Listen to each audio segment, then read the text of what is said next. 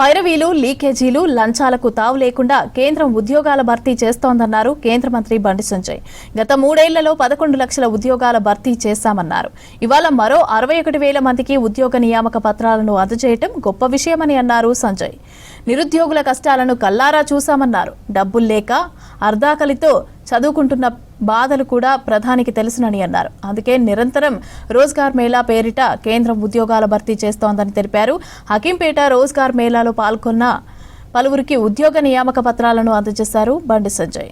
ఉద్యోగాల కోసం ఎదురు చూస్తూ నిరాశ నిస్పృహతో బాధపడుతున్న వారికి ఈ వేదిక ఒక భరోసా. ఎస్, మీరు ధైర్యంగా ఉండండి. ఇంతమందికి మేము ఉద్యోగాలు ఇచ్చినాం. 11 లక్షల మందికి పైగా ఉద్యోగాలు ఇచ్చినాం. ఈ రోజు 61,000 మందికి ఉద్యోగాలు ఇస్తున్నాం.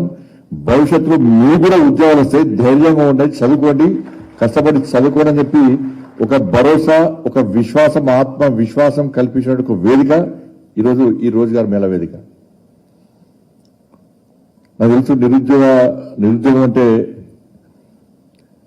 ఎంత దుర్భరమైన జీవితం, నిరుద్యోగుల పరిస్థితి ఏ విధంగా పరిస్థితి ఉంటుందో తెలుస్తుంది. ఎందుకంటే నేను బీజేపీ రాష్ట్ర అధ్యక్షుడిగా ఉన్నప్పుడు ఆ దోమలగూడలో ఉన్నటువంటి సెంట్రల్ లైబ్రరీకి పోయాను. నేను ఒకసారి వెళ్ళినాను.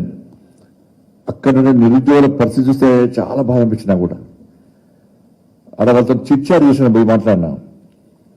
అందరూ చైర్లో కూర్చున్నారు, చదువుతా ఉన్నారు. గడ్డలు పెరిగినాయి, మీసాలు పెరిగినాయి. వాళ్ళందరూ వాళ్ళు అడిగితే పక్కన 2 అరటి పనులు ఉండే వాళ్ళ దగ్గర, ఒక 2-3 దగ్గర. నేను వాళ్ళు అడిగిన ఈ అరటి పనులు ఎందుకు అని అడిగాను నేను.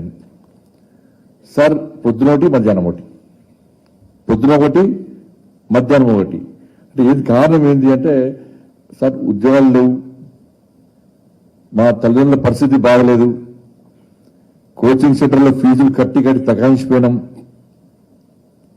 ఇక్కడ హైదరాబాద్లో ఉండడం కష్టం, అయినా ఉద్యోగాలు వస్తలేవు, మా పేరెంట్స్ ని ఇబ్బంది పెట్టే పరిస్థితి లేదు, మా పేరెంట్స్ అడిగినా మాకు కోచింగ్ కోసం పైసలు ఇచ్చే పరిస్థితి లేదు, ఇచ్చి తగ్గించిపోయారు.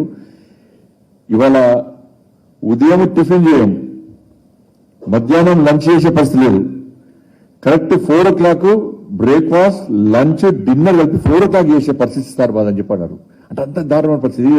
నేను క్లియర్ చేసి చెప్పింది కాదు, పోయి చూసి నేను వాళ్ళతో కూడా మాట్లాడించి నేను. సరే, అరటి పనుల మీ వ్యక్తి ఎవరంటే ఉద్యోగం కోసం చూసి తకాయించిపోయి ఇక ఉద్యోగం రాదు, నాలుక అందరు ఇబ్బంది పడుతున్నారని చెప్పి ఒక అరటి పండు కొట్టే ఒక అరటి పండు ఫ్రీ అని బంపర్ ఆఫర్ పెట్టుకునే వ్యక్తి అక్కడ నిరుద్యోగ యువకుడు. అంటే ఇంత దారుణమైన పరిస్థితి ఇలా. ఇవన్నీ నరేంద్ర మోడీ గారికి తెలుసు కాబట్టి అటువంటి పరిస్థితి రావద్దని చెప్పి ప్రతి సంవత్సరం జాబ్ క్యాలెండర్ రిలీజ్ చేస్తూ ప్రతి సంవత్సరం కూడా రోజ్గార్ మేళా పెడుతూనే ఇవాళ నిర్విరామంగా నిర్విఘ్నంగా ఎక్కడ ఎలాంటి మీరు ఎవరికైతే పైరోలు చేయలేదు కదా, ఎవరికి డబ్బులు తీయలేదు కదా, పేపర్ లీక్ కాలేదు కదా, మీకు ఉద్యోగం వస్తానికి ఒక విశ్వాసంతో రావాలని ఒక విశ్వాసంతో, ఒక ఆత్మవిశ్వాసంతో, ఎస్ మా పేరెంట్స్ కు మా మీద ఆశ ఉంది, మా పేరెంట్స్ కళను నెరవేర్చాలి అన్న ఒక లక్ష్యంతో మేము స్థిరపడాలని చెప్పి ఇవాళ మీరు కష్టపడి ఇవాళ